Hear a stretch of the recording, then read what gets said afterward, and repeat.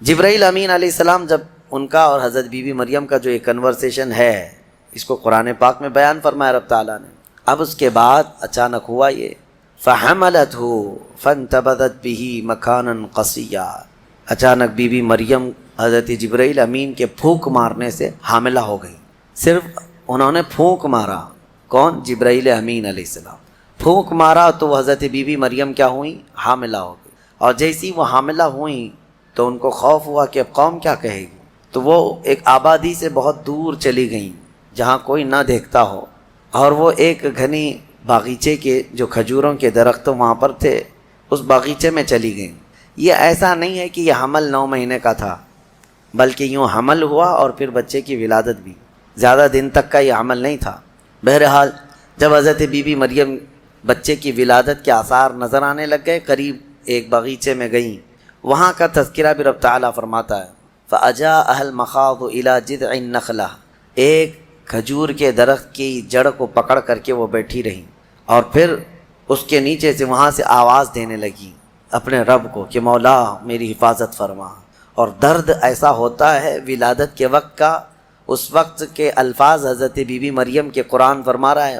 وہ کہہ رہی تھی کنت نسیا منسیا، یہ درد سے پہلے میں مر گئی ہوتی، بھلا دی گئی ہوتی، کاش میں ان تمام چیزوں میں نہ ہوتی. عورت جو ہے اس درد کے وقت بہت ہی زیادہ فرسٹریٹ ہوتی ہے، بہت تکلیف دہ ہوتی ہے، تکلیف زدہ ہوتی ہے.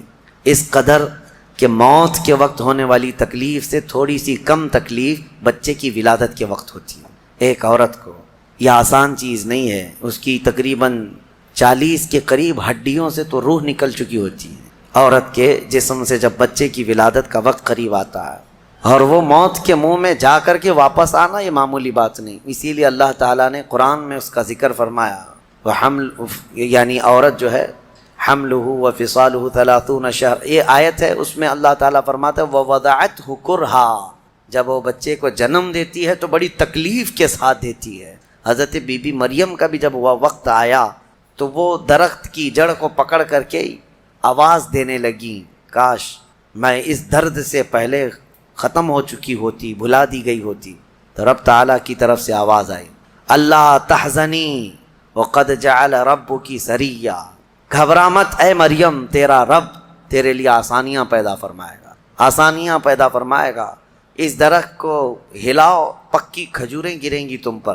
حضرت اللہ کی طرف سے حضرت بی بی مریم کو جو پیغامات آ رہے تھے یہ کیا تھے؟ یہاں پر بھی میں بتا دوں. اللہ تعالیٰ اپنے بندوں کو جو پیغامات دیتا ہے اس کے 3 طریقے. ایک وحی ہے جو نبیوں کو دی جاتی، یعنی وہ وحی ہے، اس کو وحی کہتے ہیں جو اللہ تعالیٰ کا پیغام نبی کو آئے. وحی کے بھی کئی طریقے ہیں، ڈائریکٹ اللہ تعالیٰ سے وہ کلام کر لیں یا کسی فرشتے کے ذریعے سے کر لیں. جیسے جبرائیل امین علیہ السلام جو لے کر کے آتے تھے اور نبیوں کو پہنچاتے تھے، یہ بھی کیا ہے؟ اس کو کیا کہتے ہیں؟ وحی. وحی ہے. اور اللہ کے ولیوں کو جو پیغامات اللہ کی طرف سے ملتے ہیں اس میں فرشتہ تو نہیں آتا، لیکن اللہ تعالیٰ ان کو کچھ باتوں کی ہدایت دل میں ڈالتا ہے یا ان کے ذہن میں دماغ میں وہ چیزیں اچانک اترتی ہیں. اس کو کہتے ہیں الہام. یہ وحی نہیں ہے، یہ کیا ہے؟ الہام. اور عام مومنین کے دلوں میں بھی اللہ ہدایت ڈالتا ہے. آپ کو خود بھی کچھ چیزیں سمجھ میں آ جاتی ہیں، یہ صحیح ہے، یہ غلط ہے، یہ اللہ کی طرف سے دی ہوئی ہدایت ہے. اس کو القاء کہتے ہیں.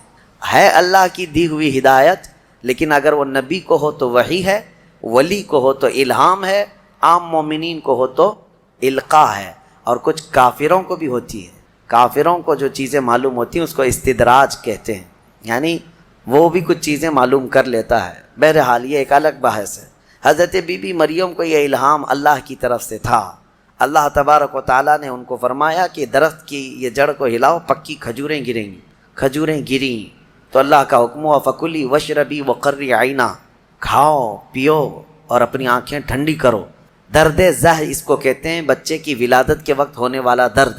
قرآن کے اعتبار سے اس درد کے وقت عورت کو کھجور کھانا چاہیے. کھجور سے افاقہ ہوگا، کیونکہ قرآن میں اللہ نے بی بی مریم کو یہ عطا فرمایا. وہ کھجوریں کھائیں اور اس کے بعد اب جو حکم تھا اللہ کا وہ کیا تھا؟ فَإِمَّا تَرَيِنَّ مِنَ الْبَشَرِ أَحَدًا فَقُولِي إِنِّي نَذَرْتُ لِلرَّحْمَنِ صَوْمًا. اگر کوئی آدمی تجھے نظر آ گیا بچہ ہونے کے بعد، بچے کو دیکھ کر کے کوئی بھی اگر تم کو نظر آیا تو بات مت کرنا کسی سے. اس وقت چپ کا روزہ ہوتا تھا. یعنی خاموشی کا روزہ ہماری شریعت میں نہیں ہے، لیکن پہلے کی شریعت میں چپ رہنے کا روزہ بھی ہوتا تھا، یعنی وہ جو ٹائم ہے اتنے ٹائم تک کسی سے بات نہیں کریں، یہ ہونا چاہیے، لیکن ہماری شریعت میں نہیں ہے۔ کاش یہ روزہ عورتوں پر ہو جاتا، بہت سارے لوگ محفوظ ہو جاتے ہیں۔ خیر، حضرت بی بی مریم کو کہا گیا کہ چپ کا روزہ رکھنا، اور کوئی بھی اگر بات کرے تو اشارہ کرنا اپنے بیٹے کی طرف کہ اس سے بات کرو، میں آج چپ کا روزہ ہوں، یعنی وہ اشارہ لوگ سمجھ جاتے تھے کہ روزہ ہے۔ تو حضرت بی بی مریم وہاں جب پہنچی تو درد زہ کے بعد حضرت عیسیٰ علیہ السلام پیدا ہو گئے۔ وہ ایک پتھر پر جلوہ بار ہوئے ہیں، اور جیسے ہی پیدا ہوئے حضرت عیسیٰ علیہ السلام وہ پاک صاف تھے، کوئی دایا نہیں، کوئی نرس نہیں، کوئی نرسنگ ہوم نہیں، یہ اللہ تعالیٰ کی قدرت تھی، ایک صحیح سلامت بیٹا، اور وہ بھی اللہ کی نشانی بنانی تھی بغیر باپ کے۔ حضرت عیسیٰ علیہ السلام پیدا ہوئے اور حضرت بی بی مریم اپنے بیٹے کو اٹھائیں اور لے کر کے چل پڑیں ایک ہی دن میں، جس کو کہتے ہیں زچہ عورت، یعنی جس کا بچہ ہوا ہوتا ہے وہ عورت کمزور ہو جاتی ہے، لیکن حضرت بی بی مریم اپنے بیٹے کو اٹھائیں اور چل پڑیں۔ جیسے ہی وہ بستی کی طرف آنے لگی، ان کی گود میں بچہ تھا، لوگوں کی نظر پڑ گئی، کوئی ادھر ادھر چیمی گوئیاں شروع ہو گئیں، باتیں کانا پوسی، لوگ جمع ہوئے اور پوچھنے لگے، یا اخت ہارون ما کان ابوک امرأ سوء وما کانت امک بغیہ، اے مریم تو تو بڑی پاک خاتون ہے، اخت ہارون کہا جاتا تھا پاک عورت کو، تو تو بالکل ہارون کی بہن کی طرح ہے، تو نے یہ کیسے کر لیا؟ نہ تیرا باپ بدماش تھا، نہ تیری ماں بری تھی، یہ کہاں سے آ گیا تیرے اندر بچہ؟ فاشارت الیہ، بی بی مریم نے اپنے بیٹے کی طرف اشارہ کیا، اس سے بات کرو، میں آج ابلیس کے، لیکن سب ختم کر دیے گئے۔ نبی کی حرمت اور نبی کی عظمت کا انکار شیطان بنا دیتا ہے۔ آج بھی میں آپ کو بتا دوں، ابلیس شیطان اللہ کا انکاری نہیں ہے، وہ اللہ کو مانتا ہے، وہ اللہ کی عبادت بھی کرتا تھا، لیکن انکاری کس کا تھا؟ آدم علیہ السلام، نبی کا۔ تو آپ اندازہ کریں، نبی سے جس کو بغض ہے وہ ابلیس کی ذریت میں سے آتا ہے، نبی سے جس کو تکلیف ہے وہ ابلیس کی خصلتوں میں سے ہے۔ بہت سارے لوگ آج یہ کہتے ہیں ہم تو موحد ہیں، توحید توحید توحید، یعنی اللہ کی طرف، عبادت کی طرف ہم سب جو ہے بہت ایکٹیو ہیں، اور پھر وہ کہتے ہیں باقی یہ سب قبر پجوے ہیں، ہاں باقی سب بدعتی ہیں، شرک کرنے والے ہیں، اور یہ کہتے کہتے ہمیں تانا دیتے دیتے وہ نبیوں کی بھی گستاخی کر گئے، صحابہ، اولیاء، تابعین سب کی گستاخی کرنے لگ گئے۔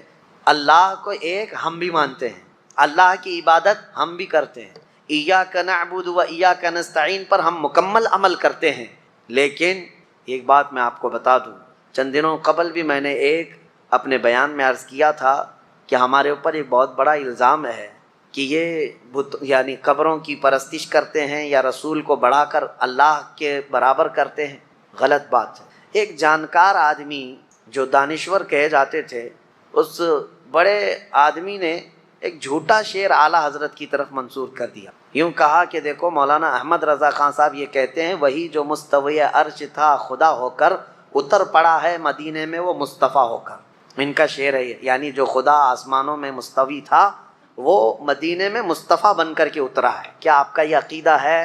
کیا نبی پاک صلی اللہ علیہ وسلم کی شکل میں اللہ اترا ہے؟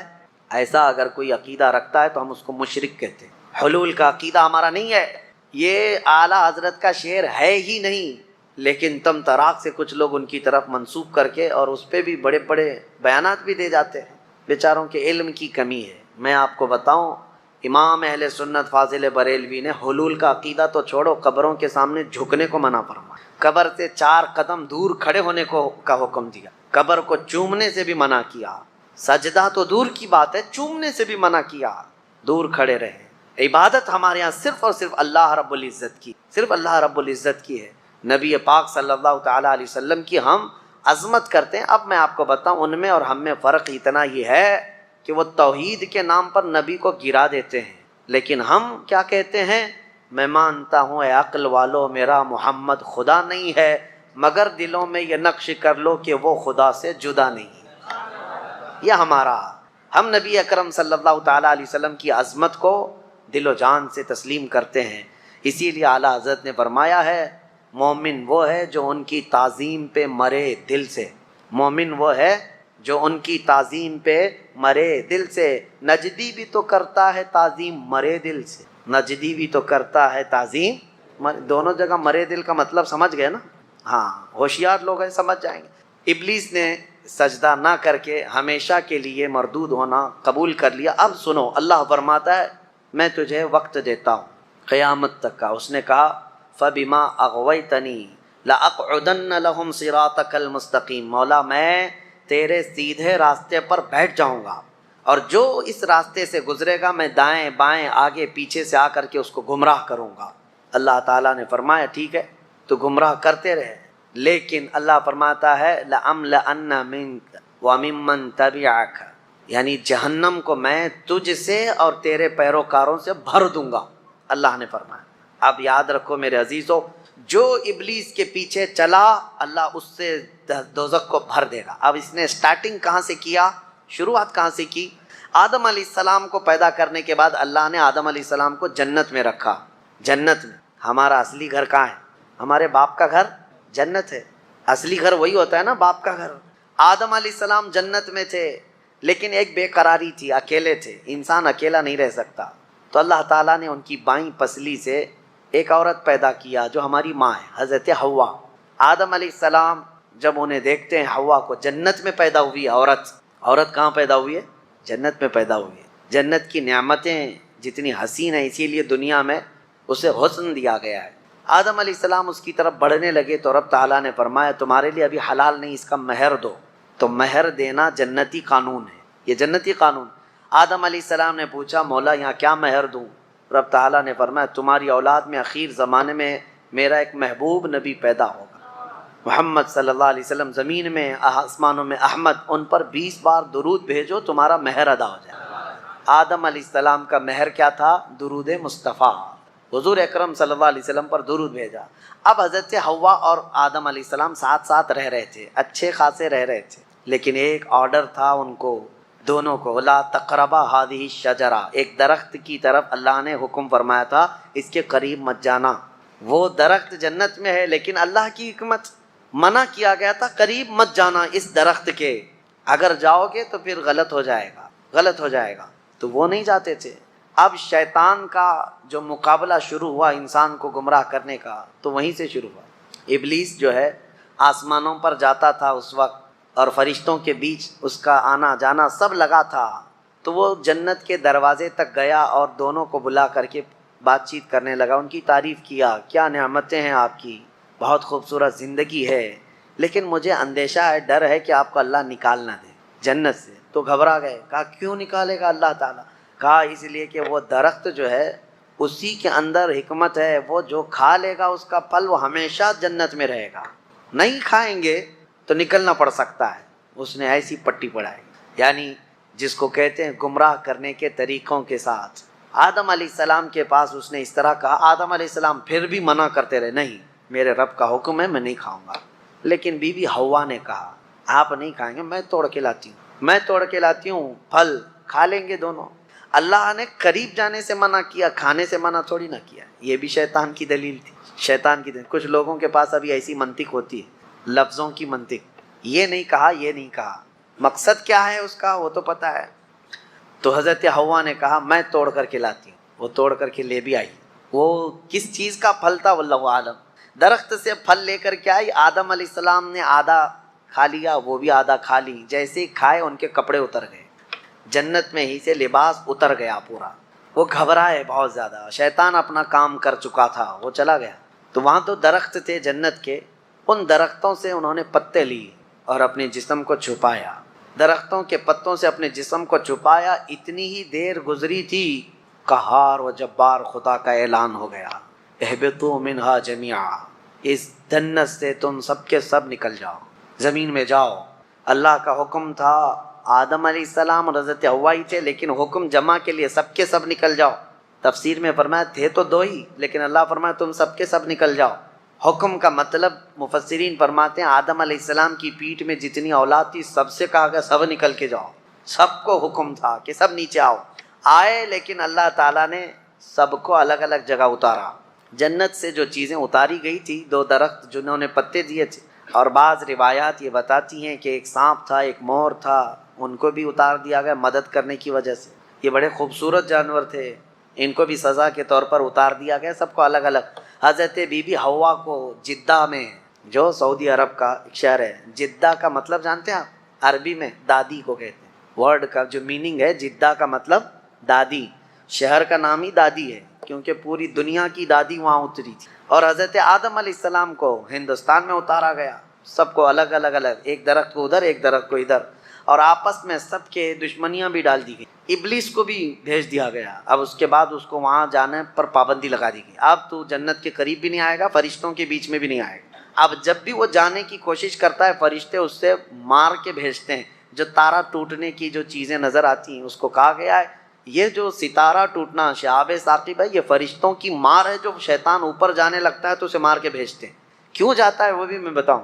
وہ اپنے مریدوں کو کچھ خبریں لے کر آنے کے لیے جاتا ہے۔ اس کے جو بابا لوگ ہیں، جوتش لوگ ہیں، چٹی والے بھی ہیں، وہ ابلیس جاتا ہے، سن کر کے آتا ہے۔ فرشتوں کے درمیان بات چیت جو ہو رہی ہوتی ہے نا، اللہ کے احکام بندوں میں ابھی کیا کیا ہونے والا ہے، تو یہ جا کے چوری کرنے جاتا ہے، تو فرشتے وہاں سے مار کے بھیجتے ہیں، پھر بھی آدھا سن لیتا ہے اور آدھا اپنی طرف سے ملا کر کے جوتشوں کو بتاتا ہے، نجومیوں کو بتاتا ہے۔ اور جو سفلی لوگ ہیں، سفلی عمل کرتے ہیں، جو ابلیس کو راضی کرتے ہیں، سفلی سلفی نہیں، سلفی ایک الگ چیز ہے، سیلفی بھی نہیں، سیلفی ایک موبائل کی چیز ہے، اور سلفی ایک جماعت ہے۔ اہل حدیث حضرات اپنے آپ کو سلفی کہتے ہیں، میں سفلی بول رہا ہوں، ہاں سب میں تھوڑا سا فرق ہے۔ تو سفلی جو شیطان کو راضی کرنے کے لیے گندی گندی چیزیں کرتے ہیں، ان کو لا کر کے خبریں دیتا ہے۔ تو ابلیس کا جانا آنا اس وقت سے بند کر دیا گیا تھا۔ اب آدم علیہ السلام اور حضرت حوا کی ملاقات نہیں ہوئی، کتنے سال تک؟ 350 سال تک۔